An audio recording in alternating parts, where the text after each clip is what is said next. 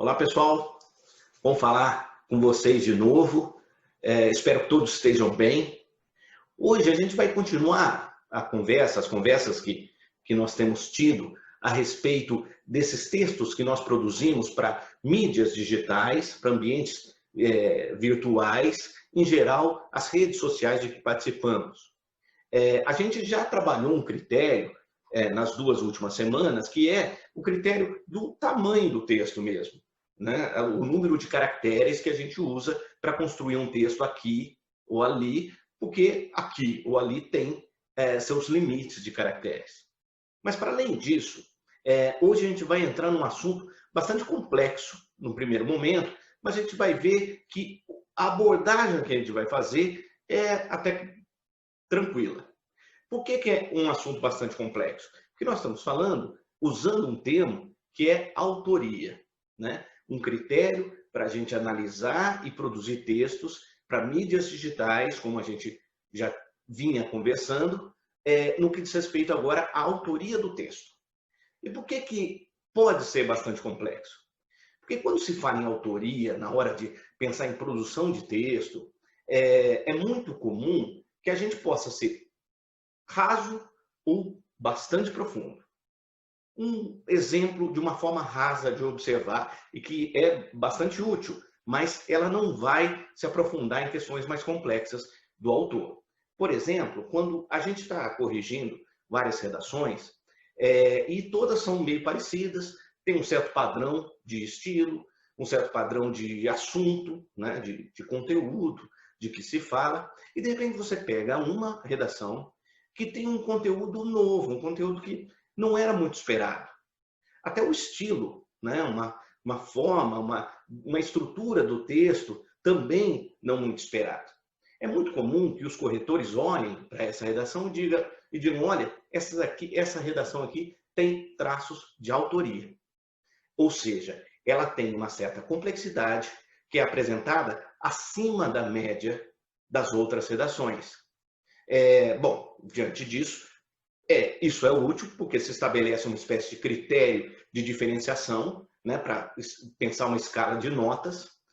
No entanto, apesar de útil, é uma questão mais ou menos pragmática na hora de separar uma redação da outra, pensando num ranking de notas.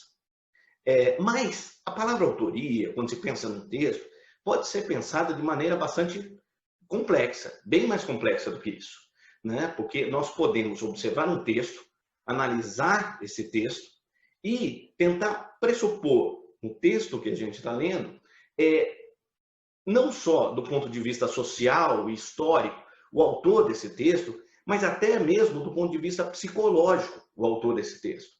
Bom, diante disso, pensar a autoria é algo muito mais complexo, né? Cada detalhe do texto vai desvelando, né, esse autor, esse ser humano que estaria por trás e que por si só também tem uma profundidade, tem muitas faces aí envolvendo, aparecendo nessa criação desse texto. Ok? Bom, mas a gente vai trabalhar de maneira mais tranquila aqui, porque nem no que diz respeito a traços de autoria nós vamos trabalhar hoje, né, pelo menos nesse momento dos nossos estudos, nem no que diz respeito a essa maior complexidade de autor previsto no texto. O que a gente vai trabalhar é uma ideia de um autor que eu finjo ser. Há uma palavra específica para isso, que é muito usada, que é máscara.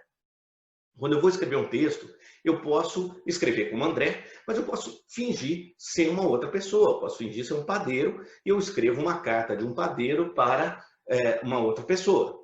Eu não sou padeiro, mas eu finjo ser esse padeiro. Ok. Para eu fingir ser esse padeiro, eu posso dizer, olá, eu sou um padeiro André. E aí eu continuo escrevendo. Mas, para eu pensar algo mais sofisticado, eu posso pensar em pistas que eu vou dando para o meu leitor a respeito de quem eu sou.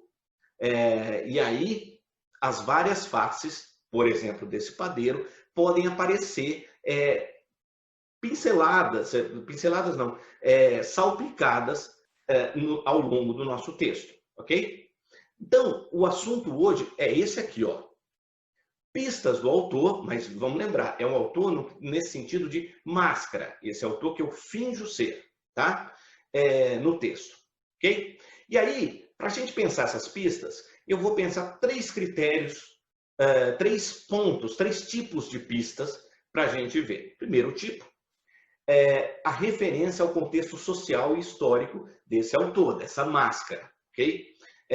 Ou seja, quando esse autor, essa máscara vive, né? Se é um padeiro, ele tem relações sociais de padeiro, isso vai aparecer de uma forma ou de outra, né? Se é um padeiro de agora, se é um padeiro do século passado, isso tudo eu posso colocar no meu texto e exprimir uma certa personalidade, uma certa, enfim, constituir melhor essa personagem que eu finjo ser, ok? Próximo tipo de pista, registro linguístico mais esperado para o autor, para essa máscara. Ou seja, se eu pensar um padeiro, se eu pensar um advogado, se eu pensar um juiz, se eu pensar, a forma de falar pode ser muito característica. Se eu pensar, por exemplo, um juiz ou um homem sertanejo, né? Há elementos na fala que podem caracterizar mais esse ou aquele personagem. Então, isso no que diz respeito à forma, né? A formalidade, se fala uma linguagem mais formal ou mais coloquial, né? Ou mesmo uma questão de estilo de linguagem, né? De estilo linguístico, ok? E, por fim, uma certa posição ideológica. Como assim? A depender do personagem que eu penso, eu posso também pensar como que ele normalmente vai pensar, né? Que postura de pensamento, que visão de mundo teria esse personagem, ok? Então, são essas 3 pistas que a gente pode trabalhar na hora de criar esses textos ou mesmo analisar esses textos. Então, eu vou começar aqui com um exemplo de um texto que eu inventei aqui, ó. Eu começo com a primeira frase. Gente, eu fiquei muito assustada com o que aconteceu. Quando eu leio essa frase, eu não sei o que aconteceu. Eu sei que existe uma pessoa que ficou assustada com alguma coisa, ok? Mas olha só, esse A aqui indica que essa pessoa é do gênero feminino. E isso me faz já imaginar essa personagem que é uma mulher, né? Olha lá, ela sorrindo aí, beleza. Então, ela está lá, feliz, é uma mulher, só que agora ela está assustada. Então, ela não está com esse sorrisinho, não. Eu acho que eu errei aí, eu devia colocar uma carinha assustada. Muito bem, continuo o texto. Gente, eu fiquei muito assustada com o que aconteceu. Nem na minha juventude, com toda aquela repressão do governo Pinochet, eu vi violência tão explícita. Bom, aí eu já tenho alguns dados para pensar. Aquela mocinha que eu estava pensando, ela não é tão jovem mais. Sabe por quê? Porque ela está dizendo da juventude dela. Então, isso já dá uma dica que ela já não está na juventude. Mas ela cita o governo Pinochet. Eu não sei se vocês já ouviram falar, o general Augusto Pinochet, ele foi ditador do Chile de 73 a 1990, né? 1973 a 1990.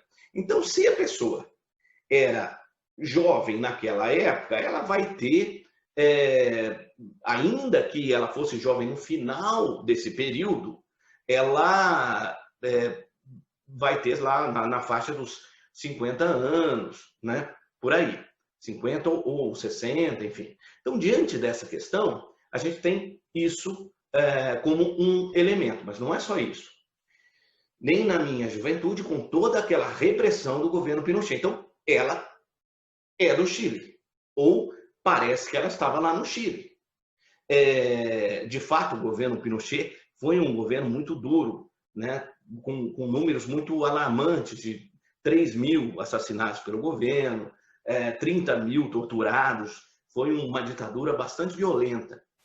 Pois bem, então, ela lá do Chile, eu já penso, aquela mocinha, eu mudei a mocinha lá para o Chile. Só que, pela idade que a gente imagina, ela já não é uma mocinha. Tudo bem, criamos essa personagem, só de ler eu já vou imaginando, e aí a gente continua. Gente, eu fiquei muito assustado com o que aconteceu, nem na minha juventude, com toda aquela repressão do governo Pinochet, eu vi violência tão explícita, e aí, falou de violência explícita, vem, precisava ficar ajoelhado no pescoço do rapaz? Eu não sei de que pescoço se está falando, mas como nós estamos agora, em 2020, em agosto de 2020, a primeira imagem que me vem de alguém ajoelhado no pescoço de alguém é o policial que matou George Floyd. Esse caso, que teve repercussão mundial e que aconteceu há poucas semanas atrás, esse caso ele vai ser interessante para eu pensar a relação entre ficar ajoelhado e aquela repressão do governo Pinochet. Porque quando se pensa uma repressão de governo, você vai pensar em soldados, em alguém ligado ao Estado que reprime.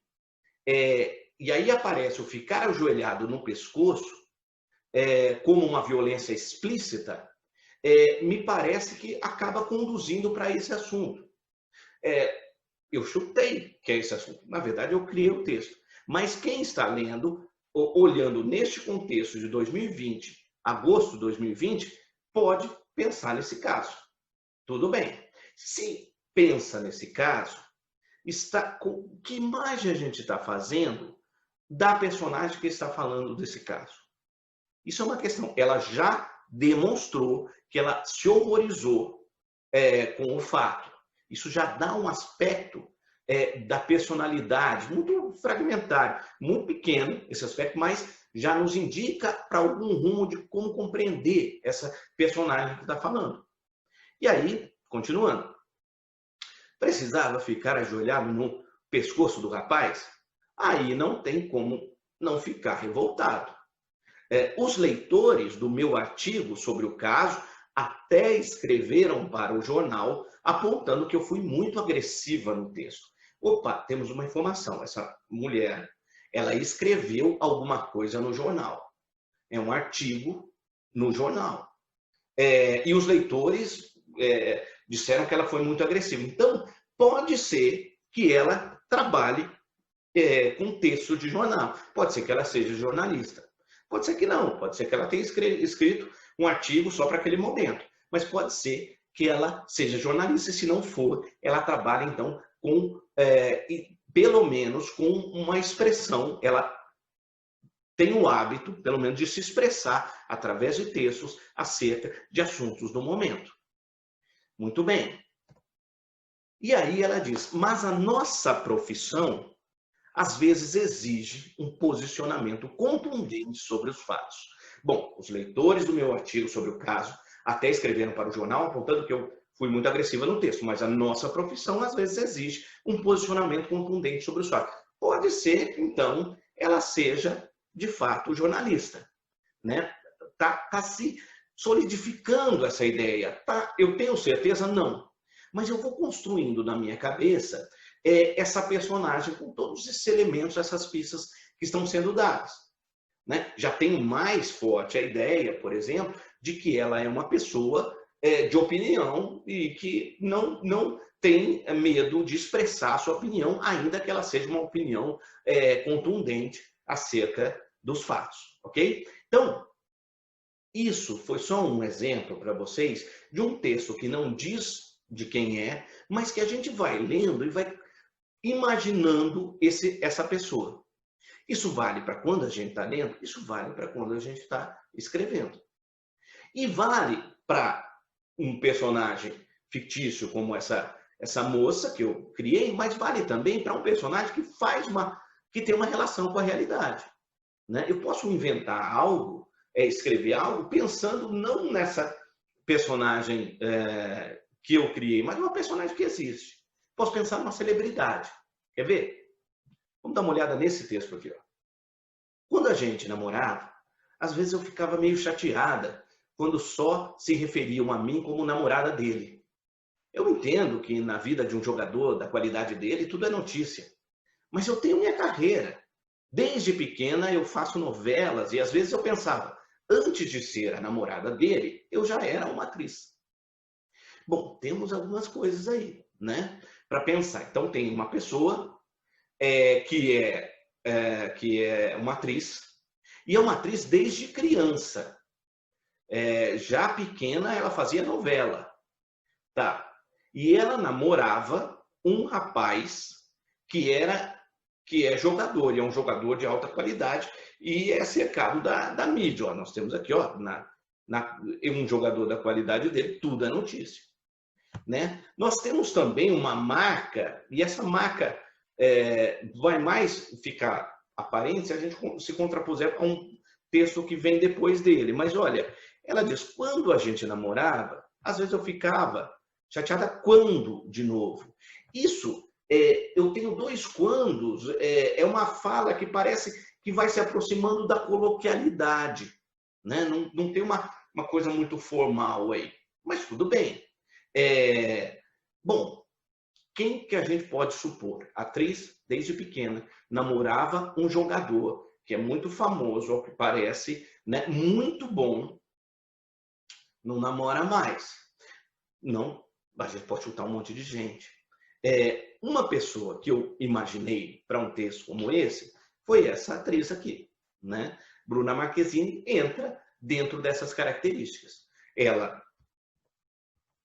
é atriz desde pequena, fez novela, era uma espécie de menina prodígio na televisão, e, portanto, ela também namorou com um jogador, Neymar, que é um jogador de alta qualidade e em torno do qual a imprensa está sempre girando.